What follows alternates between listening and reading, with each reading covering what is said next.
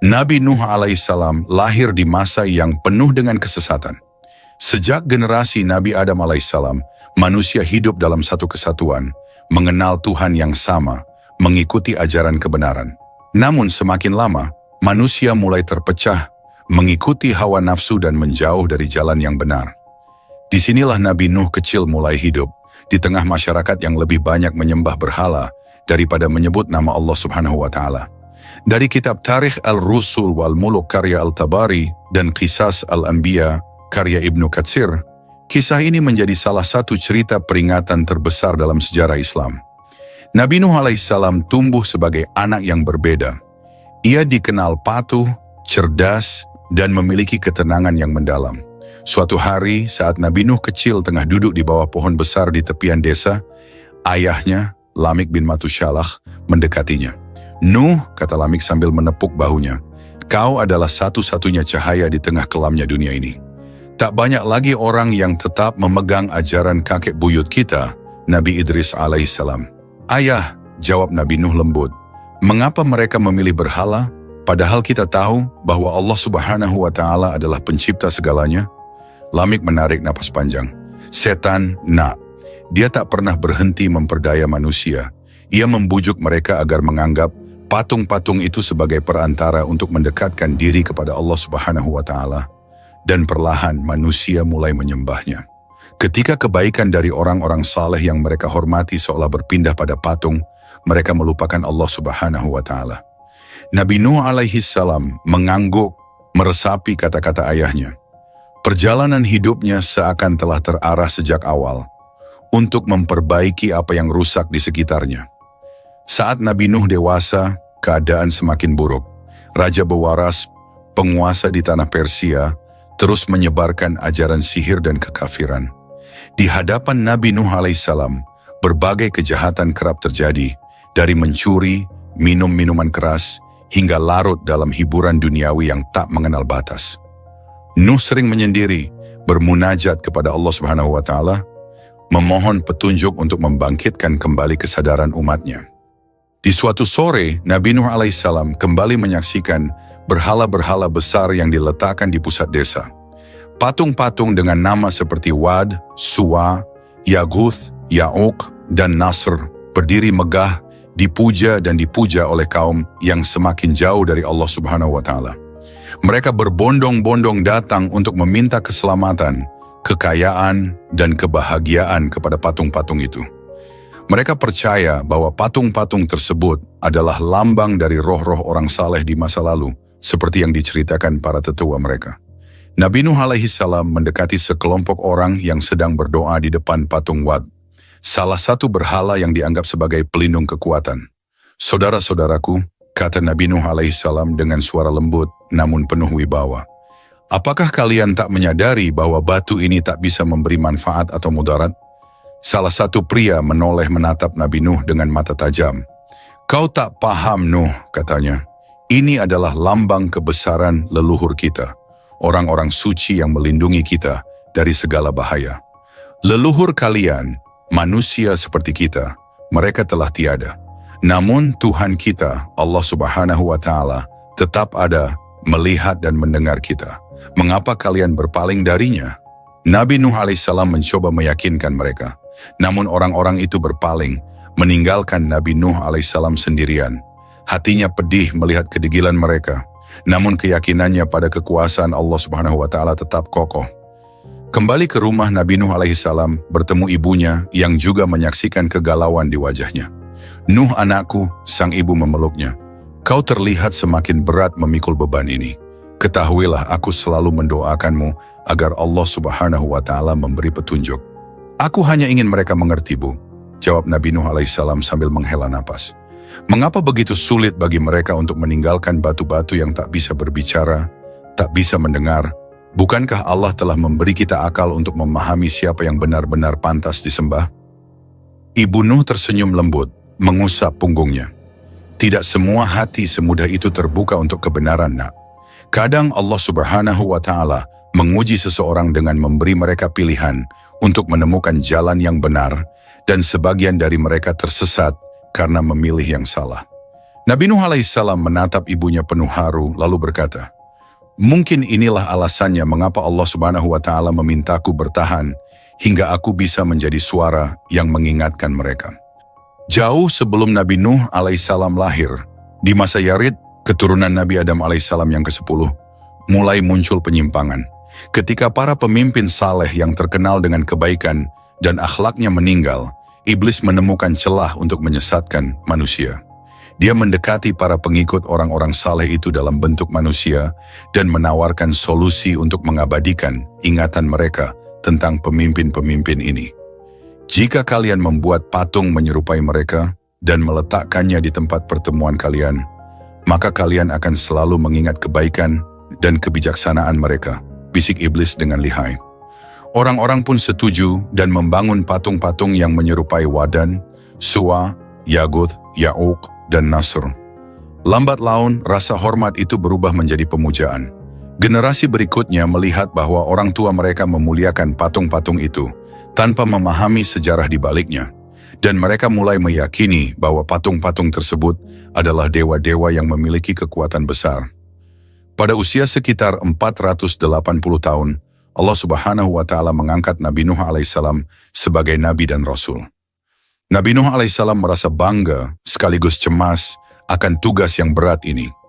Ia harus menantang keyakinan seluruh kaumnya, melawan kepercayaan yang telah berakar kuat, dan mengajak mereka kembali pada jalan yang benar. Dengan perintah Allah Subhanahu wa Ta'ala, Nabi Nuh alaihissalam mulai berdakwah secara terang-terangan, berbicara kepada para pemimpin kaumnya, mendatangi mereka satu persatu. Sebuah peristiwa terjadi ketika Nabi Nuh alaihissalam mendatangi para pemimpin kaum di alun-alun desa dan berbicara di depan mereka dengan suara lantang. "Wahai kaumku, sesungguhnya aku adalah pemberi peringatan yang nyata bagi kalian. Janganlah kalian menyembah selain Allah Subhanahu wa Ta'ala, dan jangan kalian menjadikan berhala-berhala ini sebagai Tuhan kalian. Aku khawatir jika kalian terus melakukan ini, kalian akan tertimpa azab yang pedih." Seorang pemimpin suku dengan tatapan sinis bangkit dari tempat duduknya dan berteriak, "Kau siapa, Nuh, sehingga kau merasa layak untuk menggurui kami? Kami telah mengikuti ajaran leluhur kami sejak lama. Jangan berpura-pura lebih suci dariku." Nabi Nuh alaihissalam tak gentar. Ia mendekati pria itu dan berkata dengan suara lembut namun tegas, "Aku hanya menyampaikan apa yang Allah perintahkan. Bukankah kita diciptakan olehnya? Mengapa kita menyembah sesuatu yang kita buat sendiri dengan tangan kita?"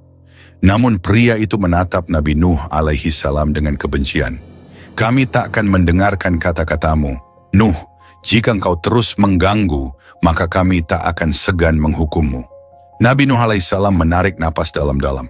"Aku hanya ingin kebaikan bagi kalian. Tugas ini adalah perintah dari Tuhan yang menciptakan kita semua. Jangan berpaling, saudara-saudaraku, sebelum penyesalan datang." Sahabat umat muslim, sebelum melanjutkan kisahnya, kami mohon agar Anda menonton video ini hingga akhir supaya tidak terjadi kesalahpahaman. Jangan lupa untuk memberikan like, subscribe, dan tinggalkan komentar jika ada yang perlu diluruskan dari kisah kali ini. Bismillah, mari kita mulai kisahnya.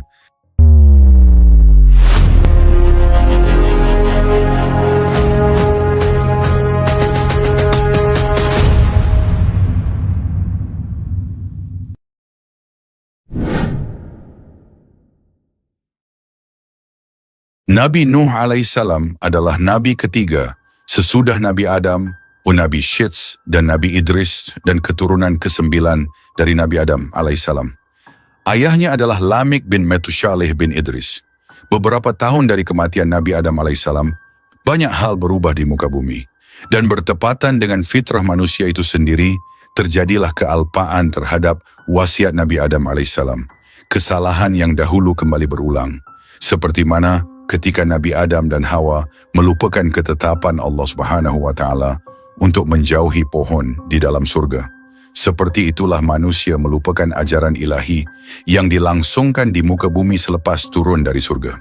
Sebelum lahirnya kaum Nabi Nuh, telah hidup 5 orang saleh dari datuk-datuk kaum Nabi Nuh alaihissalam. Mereka hidup selama beberapa zaman kemudian mereka wafat. Nama-nama mereka adalah Wad, Suwa, Yaguth, Ya'uq, dan Nasr. Dan mereka berkata, Jangan sekali-kali kamu meninggalkan penyembahan Tuhan-Tuhan kamu. Dan jangan pula sekali-kali kamu meninggalkan penyembahan Wat. Dan jangan pula Suwa, Yaguts, Ya'uq, dan Nasra. Surah Nuh ayat 23. Setelah kematian mereka, orang-orang membuat patung-patung dari mereka dalam rangka menghormati mereka dan sebagai peringatan terhadap mereka. Kemudian berlalulah waktu, lalu orang-orang yang memahat patung itu mati. Lalu datanglah anak-anak mereka, kemudian anak-anak itu mati, dan datanglah cucu-cucu mereka. Kemudian timbullah berbagai dongeng dan khurafat yang membelenggu akal manusia, di mana disebutkan bahwa patung-patung itu memiliki kekuatan khusus. Dalam situasi seperti ini, Allah Subhanahu wa Ta'ala mengutus Nabi Nuh untuk membawa ajaran ilahi kepada kaumnya. Nabi Nuh adalah seorang hamba yang akalnya tidak terpengaruh oleh keadaan sekeliling yang menyembah selain Allah Subhanahu wa Ta'ala. Allah memilih hambanya Nuh dan mengutusnya di tengah-tengah kaumnya. Dakwah Nabi Nuh kepada kaumnya. Dan sesungguhnya kami telah mengutus Nuh kepada kaumnya. Lalu ia berkata, "Hai kaumku, sembahlah oleh kamu Allah Subhanahu wa Ta'ala, karena sekali-kali tidak ada Tuhan bagimu selain Dia. Maka mengapa kamu tidak bertakwa kepadanya?" Surah Al-Mu'minun ayat 23. Nabi Nuh menjelaskan kepada kaumnya bahwa mustahil terdapat selain Allah yang Maha Esa sebagai pencipta. Ia memberikan pengertian kepada mereka bahwa dunia telah lama menipu mereka dan telah tiba waktunya untuk menghentikan tipuan ini.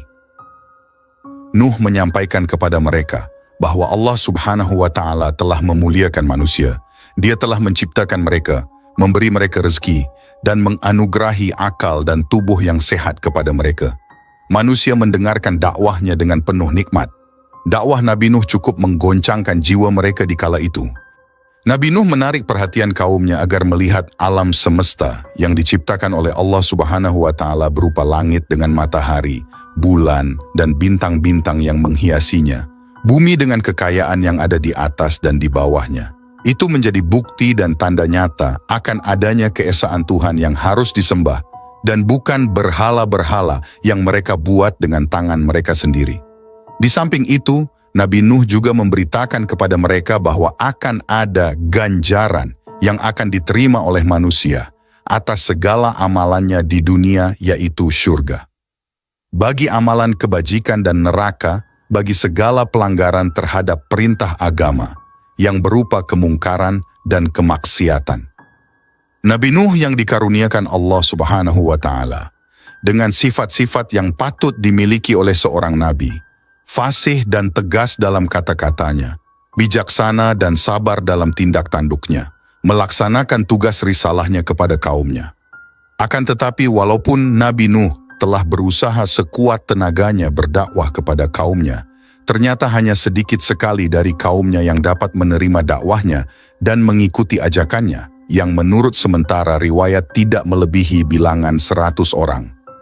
Mereka pun terdiri dari orang-orang yang miskin berkedudukan sosial lemah, sedangkan orang yang kaya raya berkedudukan tinggi dan terpandang dalam masyarakat, yang merupakan pembesar-pembesar dan penguasa-penguasa tetap membangkang, tidak mempercayai Nabi Nuh, mengingkari dakwahnya, dan tidak merelakan melepas agamanya dan kepercayaan mereka terhadap berhala-berhala mereka.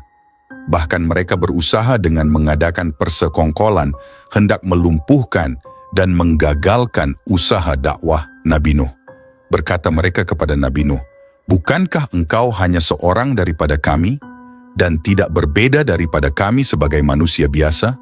Jikalau betul Allah akan mengutuskan seorang rasul yang membawa perintahnya, niscaya Ia akan mengutuskan seorang malaikat yang patut kami dengarkan kata-katanya dan kami ikuti ajakannya, dan bukan manusia biasa seperti engkau. Hanya dapat diikuti orang-orang rendah kedudukan sosialnya seperti para buruh petani, orang-orang yang tidak berpenghasilan, yang bagi kami mereka seperti sampah masyarakat. Pengikut-pengikutmu itu adalah orang-orang yang tidak mempunyai daya pikiran dan ketajaman otak. Mereka mengikutimu secara buta tuli, tanpa memikirkan dan menimbangkan secara benar atau tidaknya dakwah dan ajakanmu itu. Coba agama yang engkau bawa dan ajaran-ajaran yang engkau dakwahkan kepada kami.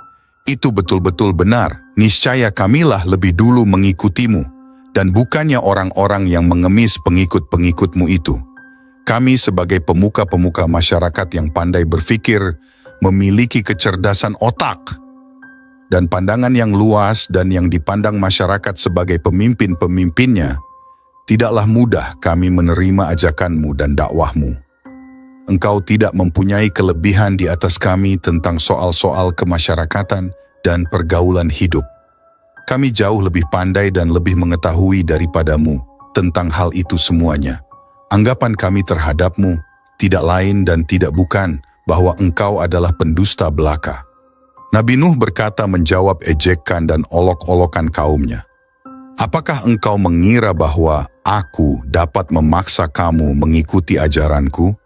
Atau mengira bahwa aku mempunyai kekuasaan untuk menjadikan kamu orang-orang yang beriman?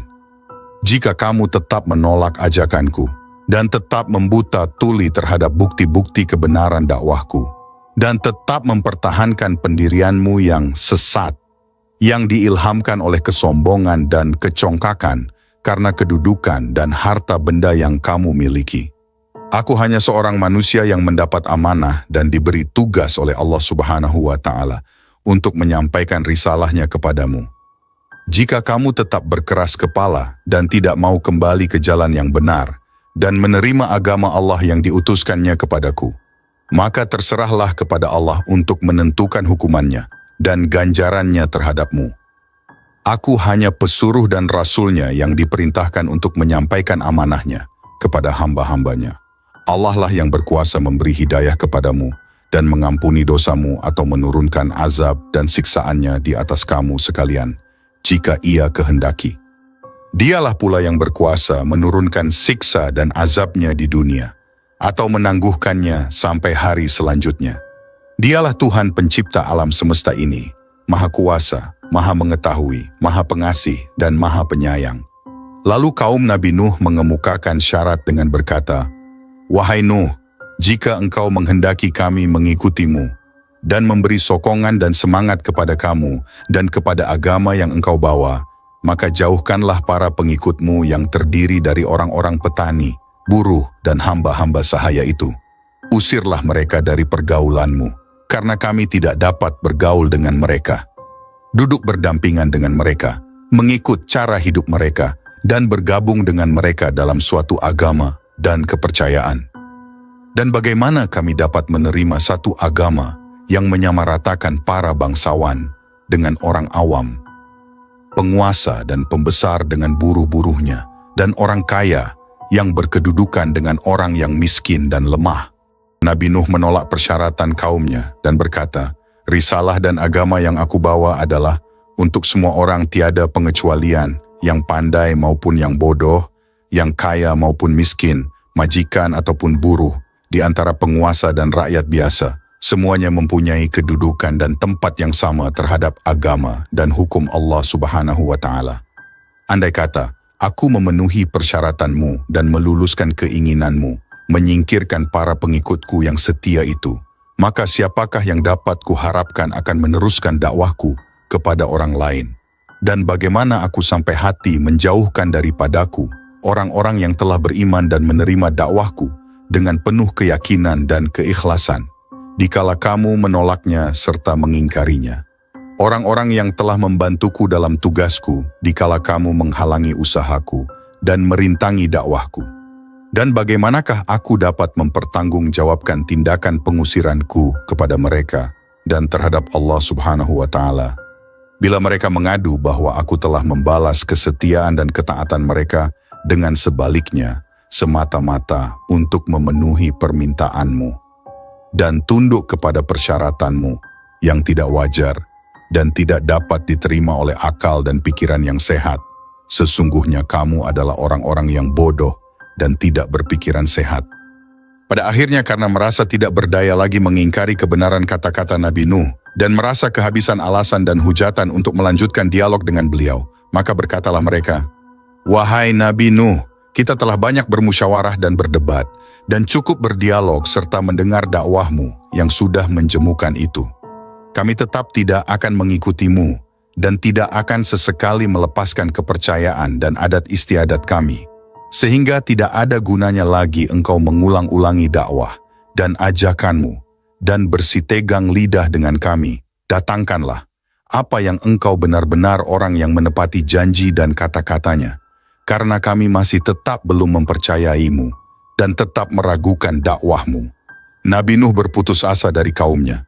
Nabi Nuh berada di tengah-tengah kaumnya selama 950 tahun, berdakwah menyampaikan risalah Tuhan.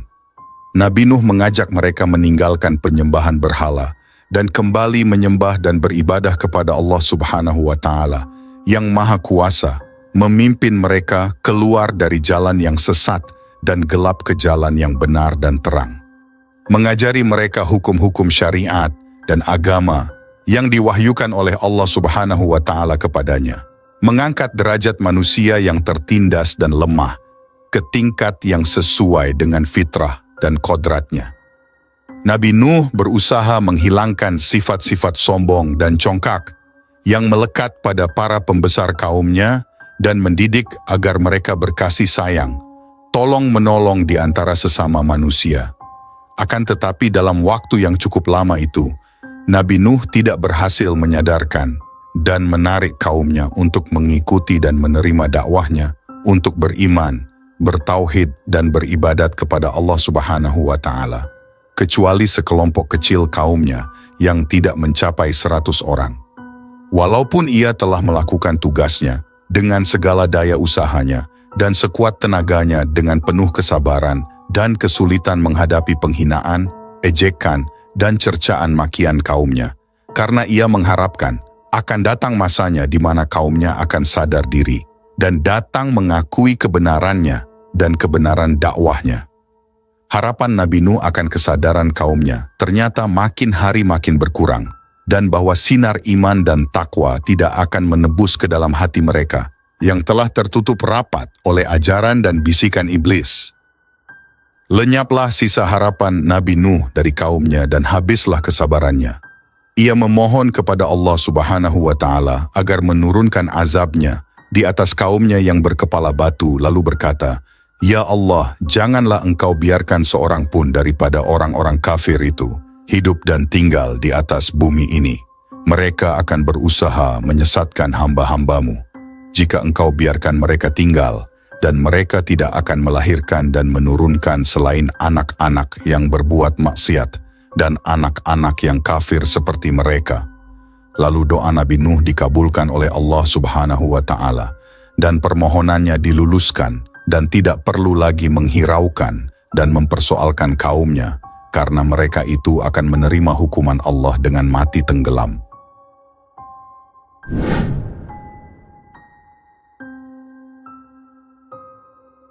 Segeralah Nabi Nuh mengumpulkan para pengikutnya, dan mulai mereka mengumpulkan bahan yang diperlukan untuk maksud tersebut.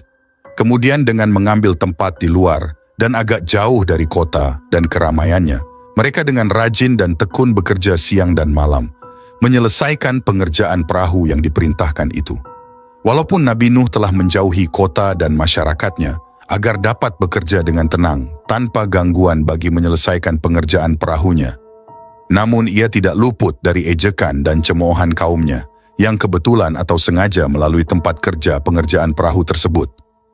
Mereka mengejek dan mengolok-olok dengan mengatakan, "Wahai Nuh, sejak kapan engkau telah menjadi tukang kayu dan pembuat perahu? Bukankah engkau seorang nabi dan rasul menurut pengakuanmu? Kenapa sekarang menjadi seorang tukang kayu dan pembuat perahu? Dan perahu yang engkau buat itu di tempat yang jauh dari air, ini adalah maksudmu untuk ditarik oleh kerbau, ataukah mengharapkan angin yang akan menarik kapalmu ke laut?" Nabi Nuh dengan sikap dingin dan tersenyum seraya menjawab, "Baiklah, tunggu saja saatnya nanti. Jika kamu sekarang mengejek dan mengolok-olok kami, maka akan tibalah masanya kelak bagi kami untuk mengejek kamu, dan akan kamu ketahui kelak untuk apa perahu yang kami siapkan ini. Tunggulah saatnya azab dan hukuman Allah menimpa atas diri kamu." Setelah selesai pekerjaan pembuatan perahu yang merupakan alat angkutan laut pertama di dunia, Nabi Nuh kemudian menerima wahyu dari Allah, "Siap-siaplah engkau dengan perahumu, Bila tiba perintahku dan terlihat tanda-tanda daripadaku, maka segeralah angkut bersamamu di dalam kapalmu dan kerabatmu dan bawalah 2 pasang dari setiap jenis makhluk yang ada di atas bumi dan berlayarlah dengan izinku. Kemudian tercurahlah dari langit dan memunculkan dari bumi air yang deras dan dahsyat yang dalam sekelip mata. Telah menjadi banjir besar melanda seluruh kota dan desa menggenangi daratan. Perahu Nabi Nuh yang telah terisi penuh dengan para orang mukmin dan pasangan makhluk yang diselamatkan oleh Nabi Nuh atas perintah Allah Subhanahu wa Ta'ala. Dengan iringan Bismillahi majraha wa mursaha, berlayarlah perahu Nabi Nuh dengan lajunya menyusuri lautan air, menentang angin yang kadangkala lemah lembut dan kadang ganas dan dahsyat.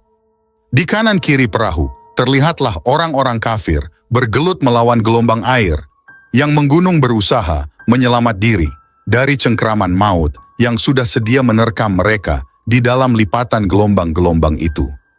Tatkala Nabi Nuh berada di atas geladak perahu memperhatikan cuaca dan melihat-lihat orang-orang kafir dari kaumnya sedang bergelimpangan di atas permukaan air, tiba-tiba terlihatlah olehnya tubuh putra sulungnya yang bernama Kanaan timbul tenggelam, dipermainkan oleh gelombang yang tidak menaruh belas kasihan kepada orang-orang yang sedang menerima hukuman Allah Subhanahu wa Ta'ala itu.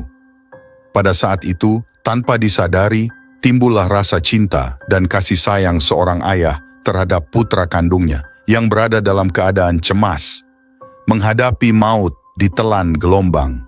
Nabi Nuh spontan terdorong oleh suara hati kecilnya berteriak. Dengan sekuat tenaga suaranya memanggil putranya. Wahai anakku, datanglah kemari dan gabungkan dirimu bersama keluargamu. Bertaubatlah engkau dan berimanlah kepada Allah agar engkau selamat dan terhindar dari bahaya maut yang engkau jalani hukuman Allah Subhanahu wa Ta'ala. Kanaan putra Nabi Nuh yang tersesat dan telah terkena racun rayuan syaitan dan hasutan kaumnya yang sombong dan keras kepala itu menolak dengan keras ajakan dan panggilan ayahnya yang menyayanginya dengan kata-kata yang menentang. Biarkanlah aku dan pergilah, jauhilah aku tidak sudi berlindung di atas geladak perahumu. Aku akan dapat menyelamatkan diriku sendiri dengan berlindung di atas bukit yang tidak akan dijangkau oleh air bah ini. Nuh menjawab, percayalah bahwa tempat satu-satunya yang dapat menyelamatkan engkau ialah bergabung dengan kami di atas perahu ini. Tidak akan ada yang dapat melepaskan diri dari hukuman Allah yang telah ditimpakan ini, kecuali orang-orang yang memperoleh rahmat dan keampunannya. Setelah Nabi Nuh mengucapkan kata-katanya, tenggelamlah Kanaan, disambar gelombang yang ganas, dan lenyaplah ia dari pandangan mata ayahnya, tenggelamlah ke bawah lautan air, mengikut kawan-kawannya, dan pembesar-pembesar kaumnya yang durhaka itu. Nabi Nuh bersedih hati dan berduka cita atas kematian putranya dalam keadaan kafir, tidak beriman dan belum mengenal Allah Subhanahu wa Ta'ala. Beliau berkeluh kesah dan berseru kepada Allah, "Ya Tuhanku, sesungguhnya putraku itu adalah darah dagingku dan adalah bahagian dari keluargaku, dan sesungguhnya janjimu adalah janji benar dan engkaulah Maha Hakim yang Maha Berkuasa."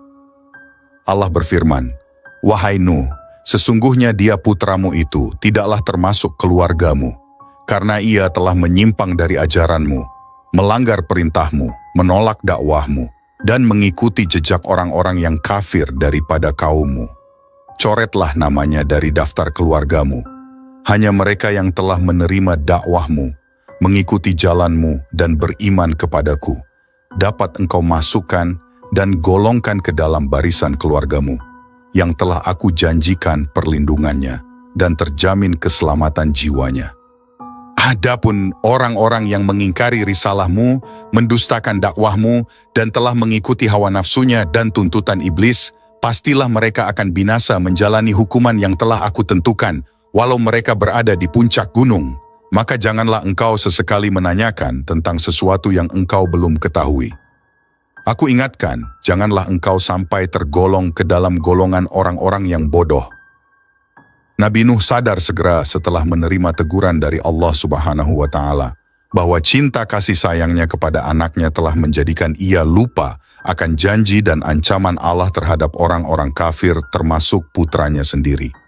Ia sadar bahwa ia tersesat pada saat ia memanggil putranya untuk menyelamatkannya dari bencana banjir, yang didorong oleh perasaan naluri darah yang menghubungkannya dengan putranya. Padahal sepatutnya cinta dan taat kepada Allah harus mendahului cinta kepada keluarga dan harta benda. Ia sangat sesalkan kelalaian dan kealpaannya itu dan menghadap kepada Allah, memohon ampun dan maghfirahnya dengan berkata, "Ya Allah, ya Tuhanku, aku berlindung kepadamu dari godaan syaitan yang terlaknat. Ampunilah kelalaian dan kealpaanku, sehingga aku menanyakan sesuatu yang aku tidak mengetahuinya. Ya Allah, bila Engkau tidak memberi ampun dan maghfirah, serta menurunkan rahmat bagiku, niscaya aku menjadi orang yang rugi."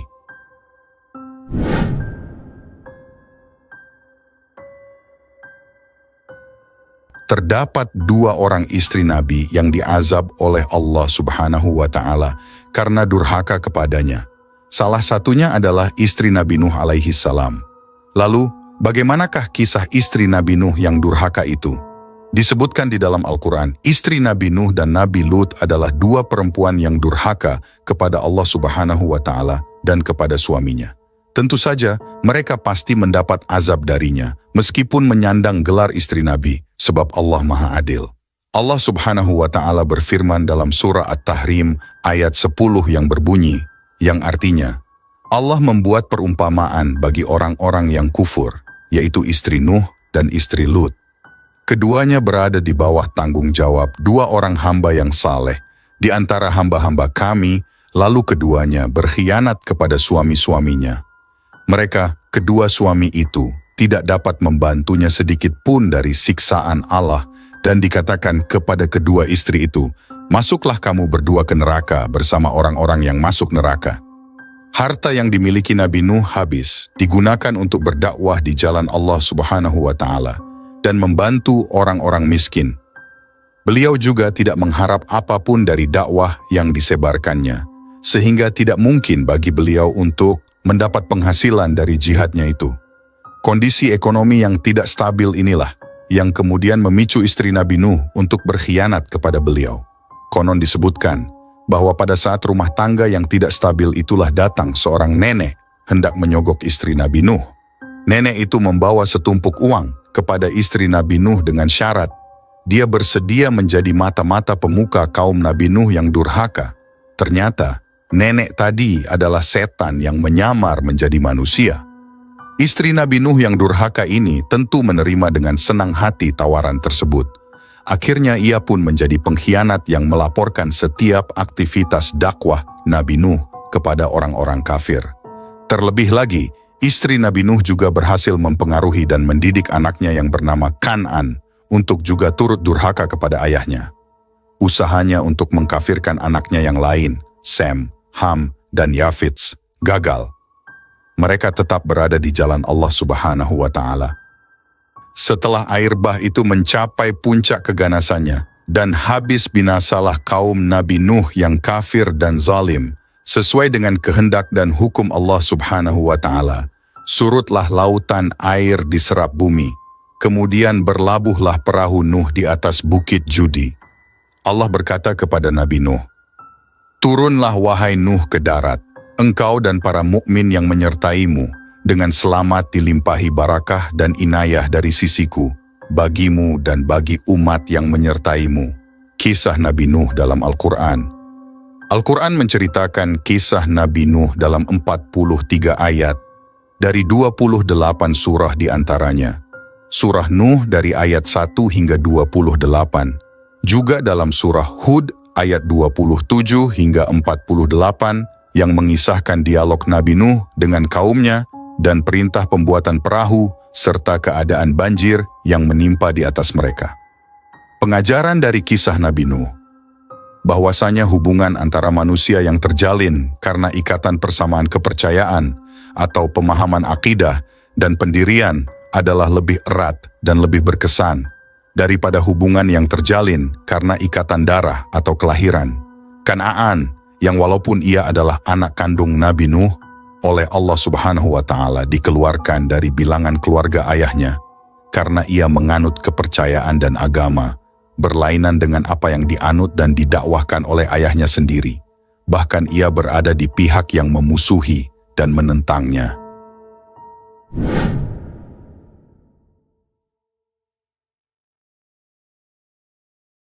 Hembusan angin sore di sebuah lembah dekat Karak membawa aroma keabadian. Nabi Nuh alaihissalam yang telah mengabdikan dirinya dalam dakwah selama hampir 1000 tahun, kini duduk di atas hamparan kain ditemani putra-putranya. Wajahnya penuh kedamaian, namun cahaya matanya mencerminkan kedalaman pengetahuan dan pengalaman yang luar biasa.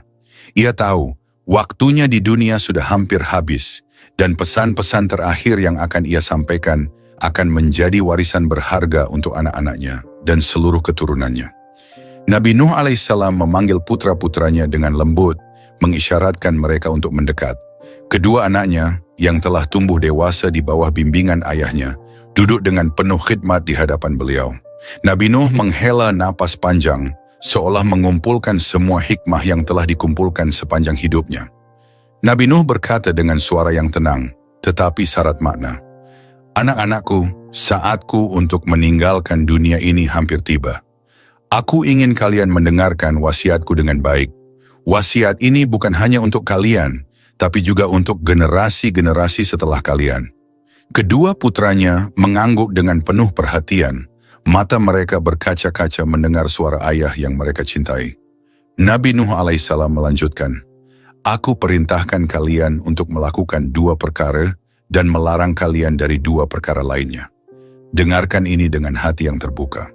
Dia berhenti sejenak, menatap dalam-dalam ke mata kedua putranya, seolah menegaskan bahwa apa yang akan dia katakan adalah mutiara yang tak ternilai. Pertama, aku melarang kalian mempersekutukan Allah, ucap Nabi Nuh, suaranya menjadi lebih serius. Karena tidak ada dosa yang lebih besar di sisinya. Allah itu Maha Esa dan mempersekutukannya hanya akan membawa kehancuran dan penderitaan. Putra sulungnya mengangguk, sementara air mata sudah tampak menggenang di matanya. Ia sadar betapa berat dosa syirik dalam agama mereka. Yang kedua, lanjut Nabi Nuh, aku melarang kalian dari kesombongan. Takabur hanya akan menjauhkan hati kita dari rahmat Allah Subhanahu wa Ta'ala. Jadilah hamba yang rendah hati, anak-anakku. Mereka menundukkan kepala, menerima setiap kata yang diucapkan dengan penuh perasaan. Dan aku perintahkan kalian untuk membaca kalimah La ilaha illallah. Lanjut Nabi Nuh. Suaranya kini lebih lembut namun penuh ketegasan. Karena kalimah ini lebih berat daripada seluruh langit dan bumi jika diletakkan di timbangan. Bahkan jika langit dan bumi dijadikan satu dan diletakkan bersama kalimah ini, kalimah itu akan memotongnya dan membelahnya. Kedua putranya tercengang mendengar penjelasan itu. Nabi Nuh tersenyum melihat kekaguman di wajah mereka, lalu ia melanjutkan, Aku juga perintahkan kalian untuk selalu membaca Subhanallah wa bihamdihi. Katanya, karena kalimat ini adalah doa yang membuat seluruh makhluk mendapat rezeki. Jangan pernah abaikan zikir ini anak-anakku, sebab itulah yang akan menjadi perisai dan sumber kekuatan bagi kalian. Nabi Nuh alaihissalam menarik napas panjang, lalu menasihati kedua putranya dengan kata-kata yang penuh hikmah. Peliharalah ibadah kalian kepada Allah Subhanahu wa Ta'ala, dan Dia akan memelihara kalian. Ketika kalian meminta, mintalah hanya kepada Allah Subhanahu wa Ta'ala. Ketahuilah bahwa seandainya seluruh bangsa berkumpul untuk menimpakan keburukan kepada kalian tanpa kehendak Allah Subhanahu wa Ta'ala, mereka tak akan mampu melakukannya. Sebaliknya, jika mereka ingin memberikan manfaat tanpa kehendaknya, mereka tak akan berhasil. Semua yang terjadi adalah atas ketetapannya. Kedua putranya menahan napas, menyadari betapa dalam dan luasnya pemahaman ayah mereka tentang kehidupan dan keimanan. Beramallah dengan sebaik-baiknya sebagai ungkapan rasa syukur. Ingatlah bahwa kesabaran dalam menghadapi apa yang tak kalian sukai mengandung kebaikan yang besar. Pertolongan Allah Subhanahu wa Ta'ala datang bersama kesabaran, dan sesudah kesulitan pasti ada kemudahan. Ayah, kami akan selalu ingat wasiatmu, ucap putra bungsu Nabi Nuh alaihissalam. Suaranya bergetar. Kami tak akan mengabaikan nasihat ini. Nabi Nuh tersenyum tipis, menganggukkan kepalanya, lalu mengusap kepala putranya dengan kasih sayang yang dalam. Anak-anakku, semoga Allah selalu membimbing kalian.